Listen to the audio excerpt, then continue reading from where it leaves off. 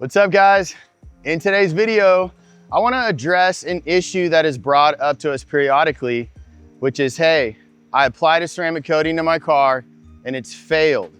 And as we dig into these issues that are brought up to us, we typically find that the coating hasn't actually failed, but it's clogged with contaminants that are sitting on top of the surface. So let's get into the video and go over what the solution is. Typically, what the issue is the coating is being masked by all kinds of bonded contaminants and dirt. So if we come in close, I want you guys to see an overview of this Tesla. You have all kinds of bonded contaminants. It's super dirty. And when we come through and do our pre-rinse, a lot of times what happens is customers will see the coating appear to be flat. But what's happening is that the water is interacting with all the dirt and the contaminants that are sitting on top of the coating layer rather than the coating itself. Because the coating is actually what creates that hydrophobic performance. Some coatings more have a sheeting performance, but all ceramic coatings, when you do a pre-rinse on your vehicle, you should see some significant hydrophobics when you have pressurized water hitting the surface.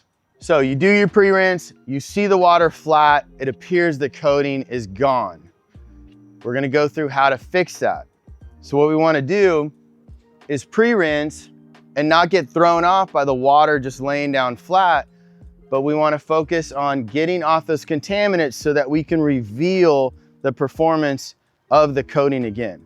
So the way we do that, sometimes it is simply just with a nice foam wash or soap and bucket wash with a quality soap like our Shift soap. Other times, there might be some contaminants that are kind of sticking to the surface that simply soap in and of itself are not able to get off. And you will still see some of those hydrophobic properties being hidden under those bonding contaminants. So the second thing we go to when the soap hasn't addressed it is we use a product like our Smooth Move. We call that our paint decontaminator. It is actually specifically designed for coated cars. It works on any vehicle surface, but specifically for coated cars to get those bonded contaminants off the paint that are stuck to the coating, that are masking the coating's performance, that simple soap and water alone are not removing. Now that I've broken that down to you guys, I want to give you a demonstration of the process. So this Tesla had Beading Black applied to it about 6 months ago. It hasn't been washed in a month and a half. So my first step, I'm gonna go through and do my pre-rinse. In that pre-rinse, you're gonna see that the sides of the vehicle are gonna have a lot more water beading than the flat surfaces. That's because the flat surfaces on a car are collecting a ton more debris than the sides. So let's get into the initial step. Pro tip, if you are actually performing a wash on your car, you always wanna do the wheels and tires first before the paint. But for the video and demonstration purposes, we're just gonna focus on the issue that we're bringing to you guys and how to fix it. So we're gonna start on the paint. So here's our pre-rinse.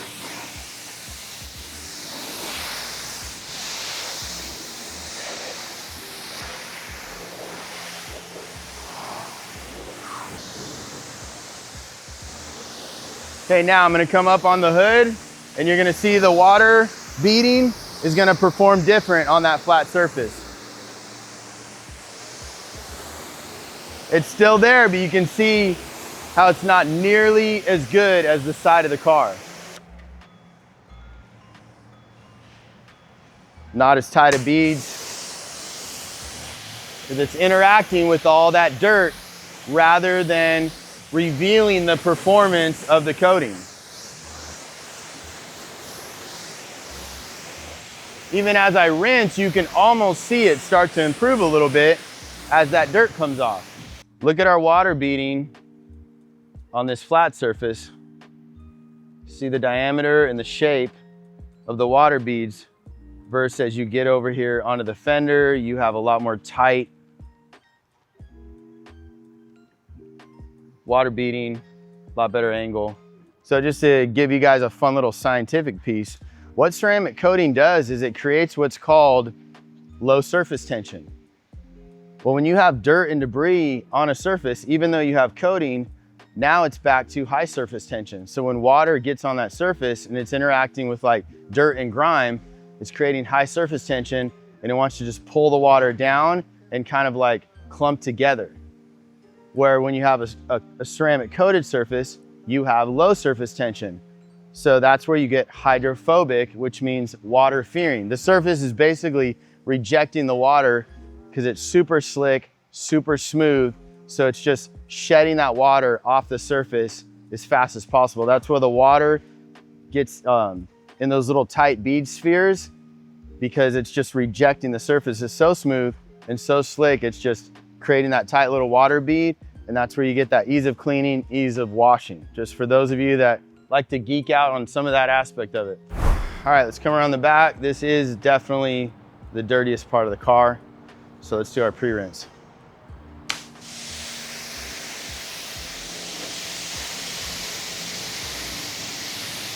Perfect example. See how our water's just laying flat? We hardly have any water beading. Even over here, it's like super sloppy, the water beads, not tight, like really no contact angle, kind of laying down flat. Great example of that high surface tension. See how the water's just wanting to be pulled down and kind of flattened out, almost stick to the surface. So this is exactly what certain people see that will hit us up and be like, oh man, the coating failed. You know, it's not on the car anymore. And look at that. On the face of the trunk, nice tight water beads. Great example.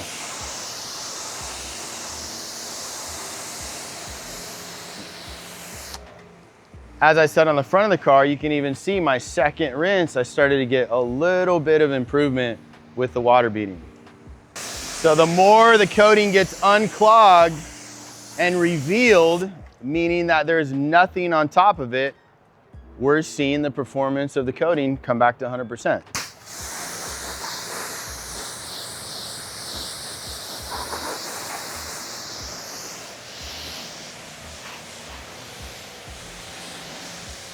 All right, next step is I'm going to grab my phone gun.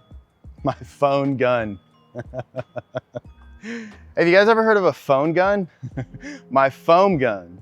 I'm gonna grab the foam gun with Shift soap, foam the vehicle down, give it a good soap down with some flat out wash mitts, block party on the lower sections of the vehicle, rinse it, and let's see where we're at.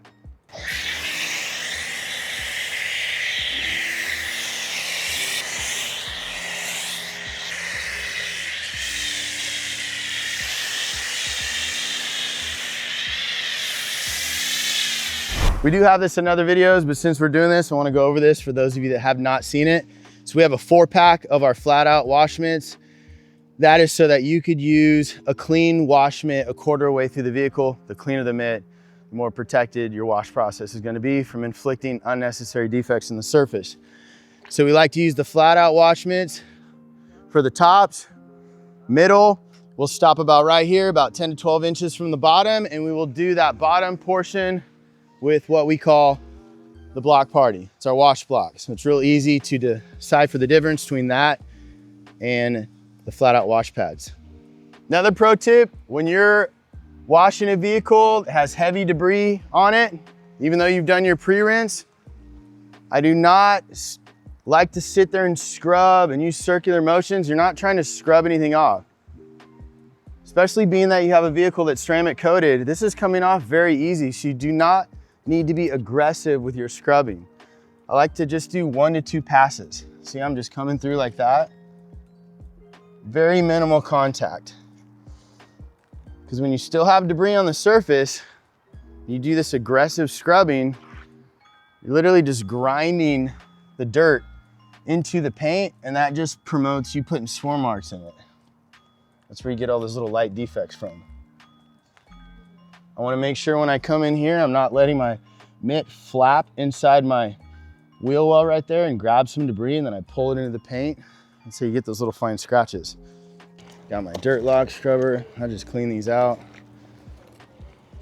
Block party. We'll hit this bottom section. Sometimes I even like to flip it from the gray to blue, depending on how loaded up it gets. I'll do that once I get to the other side. I will say this little side note while I'm scrubbing this. If you do find yourself having to scrub excessively on the surface of your vehicle, you know, that's coated to get the debris and grime off, it's probably in the winter. And that's when I'd use something like our Hole Shot off-road cleaner and a foam gun. Foam it down and give it a nice contactless wash with that Hole Shot, meaning foam it on, let it sit for a few seconds, and then power wash it off to get even more of that bonded debris off before you go into your soap wash. But other than that, like spring, summer, you're not dealing with rain, you should not be doing any hard scrubbing. All right, we are gonna see where our water beading's at after rinsing off the soap. And this is where we will evaluate and see if we need to use a product like our Smooth Move. Okay, let's come around here. Let's look and see what the trunk looks like now after we get this soap off. Ah, it's starting to come back. Look at that. I still feel like there's some bonded contaminants that didn't come off with the soap up top here. I'd like to see a little bit better tight water beading up there, like similar to back here. See that?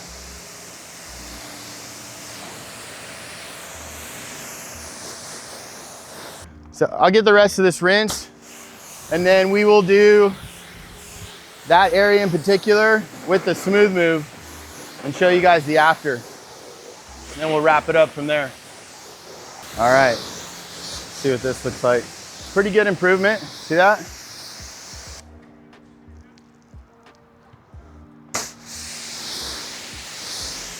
So even more than just watching the water beading, I'm seeing how the water, how fast it wants to get off the surface, which is showing me that low surface tension is coming back up. Yeah, a lot better after just a good soap wash.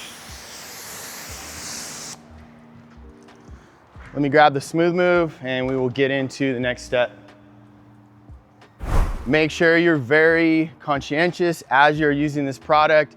You do not need to overdo it. All you want to do is get a nice even coat on top of the surface. It's real easy to start like overdoing it, thinking more is more. It's not. Just get nice surface coverage and let it do its thing.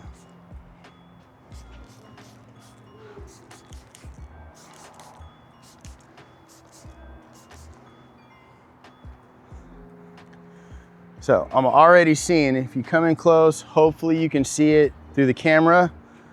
You can see this little red, purplish squiggly starting to form. What's happening is the chemical in Smooth Move is interacting with the bonded contaminants on this paint, which come from smog typically. They're literally iron particles. That's what's happening, is this product is breaking it down, and when the Smooth Move interacts with the tiny microscopic iron particles that you can't pick up with your eye, typically, it turns that purple red and it's breaking them free from the surface. See, it's even, the more I sit here, it's starting to develop even more. Now, pro tip with Smooth Move. We're in California. I don't know, it's probably around 75. Sorry, don't hate us. This isn't drying up too quick.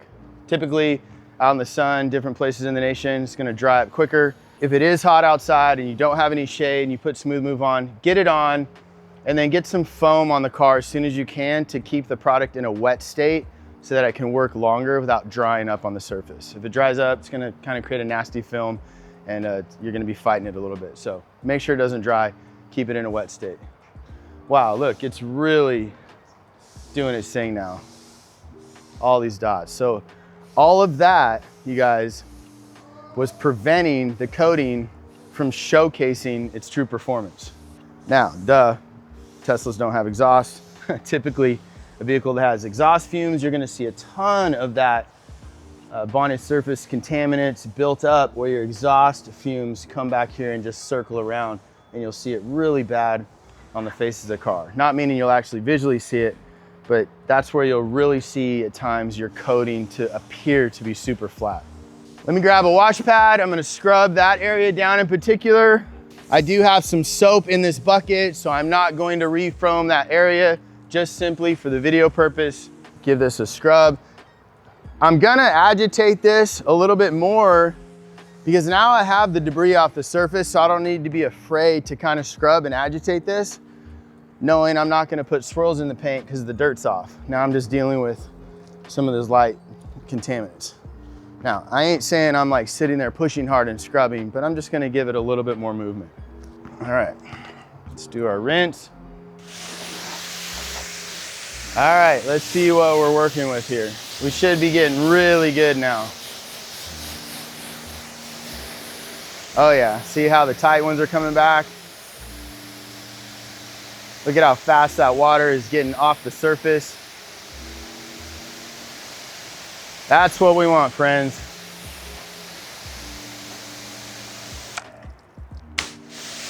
We are back. Awesome. All right, guys, quick recap. So, you go to wash your car, coating's not performing like expected. Don't panic, it's just clogged, typically. So follow the steps. Pre-rinse, soap it, rinse it, see where you're at, evaluate. If it's still not beading like expected, grab your smooth move, decontaminate it, re-soap it, rinse it, and you should be back to 100%. Quick pro tip, you could take something like our Punch It at this step right now and spritz some on a microfiber towel or even your drying towel. You could spritz a little bit on the surface while it's wet. Just don't overdo it. While it starts drying on the car, section at a time, dry that in, and that will really even boost your hydrophobics and the performance of the coating even more if you choose to do so. So as always, appreciate you guys watching. Leave us a comment, hit us up, send us an email, call the shop. We're happy to help. Appreciate you guys watching. See you next time.